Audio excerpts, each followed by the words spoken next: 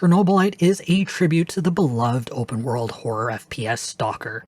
Our protagonist Igor returns to Chernobyl to investigate the disappearance of his wife Tatiana during the original disaster.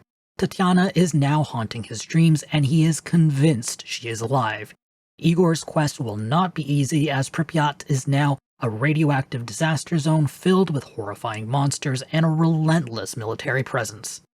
The story in Chernobylite has an interesting premise that mixes elements of conspiracy, horror, and mystery.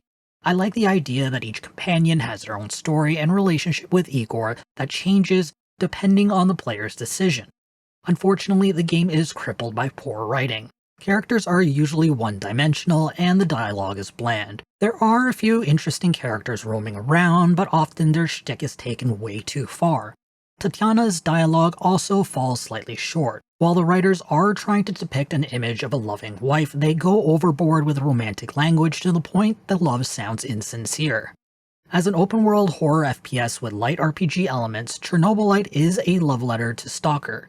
Both games are set in the radioactive wasteland after the Chernobyl disaster, with scavengers, hostile military personnel, and supernatural creatures roaming the area. The developers have put their own twist by introducing companions, crafting, and base-building mechanics. The RPG mechanics in Chernobylite are light. Every action in the game awards experience points. It's a good idea as it makes players less worried about doing specific tasks in the game to farm experience and more focused on doing whatever it takes to survive. Every level provides a point to be spent on new skills taught by available companions. The skill tree isn't overwhelming, but extensive enough that it improves all aspects of the game. Chernobylite strikes the right balance by keeping things very simple while providing enough skills to have a meaningful impact. I am unimpressed by Chernobylite's combat. The gunplay is good, the real problem lies in the mediocre AI.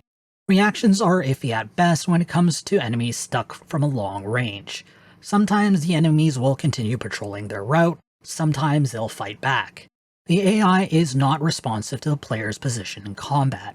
The AI will regularly plant themselves in one spot if the player quickly hides behind cover, and the AI will not bother to flush the player out of cover. The AI is only interested in chasing the player when the player is fully visible and on the run.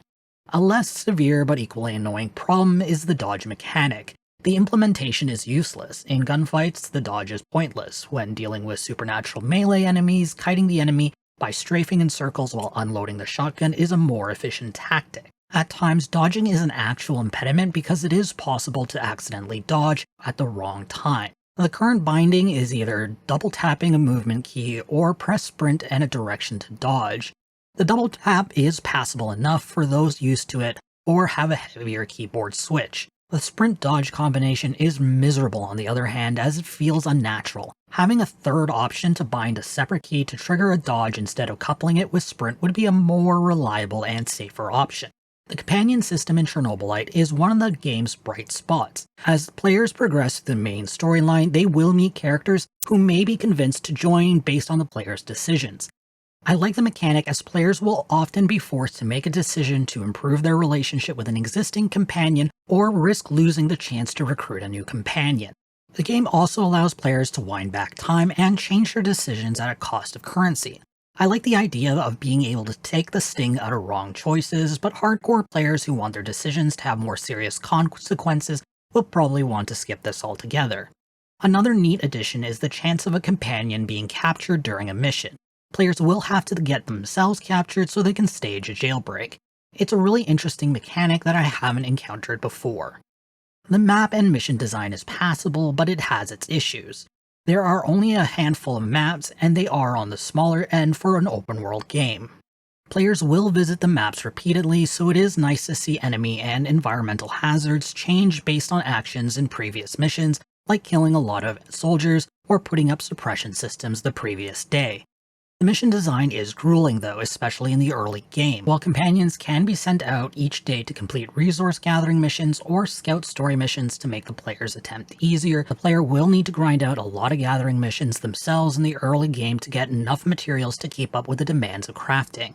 The developers need to strike a better balance to lower the number of early runs to compensate for the high need of supplies. The crafting and base building is a necessary but bland experience. Players can expand their base between missions, to meet the needs of the player and their companions. The bulk of the crafting is done here as well, as field crafting tends to be limited to traps, suppressors, and quick in-field workshops. The initial crafting and base building process is a rough grind in the early game as players struggle with a desperate need to craft.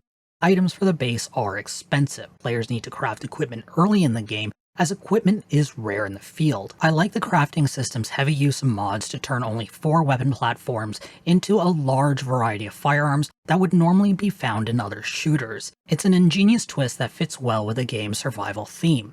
On the other hand, the crafting system needs serious quality of life improvements. Players have to go from workbench to craft items when it would be easier to just build the respective benches and then craft everything in one menu.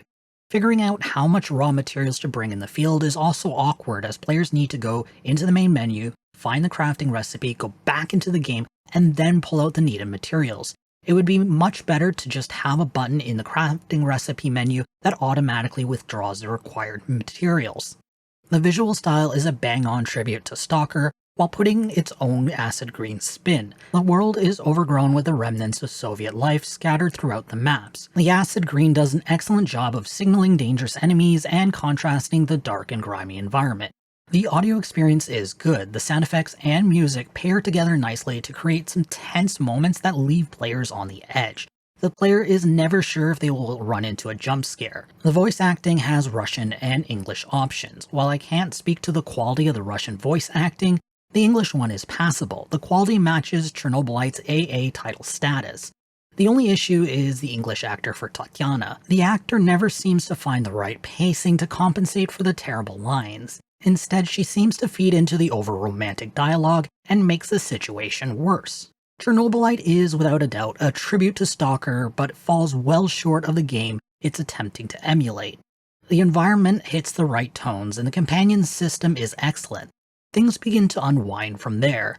The dialogue is lackluster. The combat is mediocre due to lousy AI. The crafting and mission system is a rough grind in the beginning of the game and could use some quality of life changes. While the developers had some great ideas to bring to the table, Chernobylite fails to be a proper spiritual successor to S.T.A.L.K.E.R. I'm awarding the game 6.5 out of 10. If you want to read this review, be sure to check out the link in the description. If you have a suggestion on what game you want us to review or preview next, be sure to leave us a comment below. I hope to see you soon. This is Jamie from Capsule Computers signing off.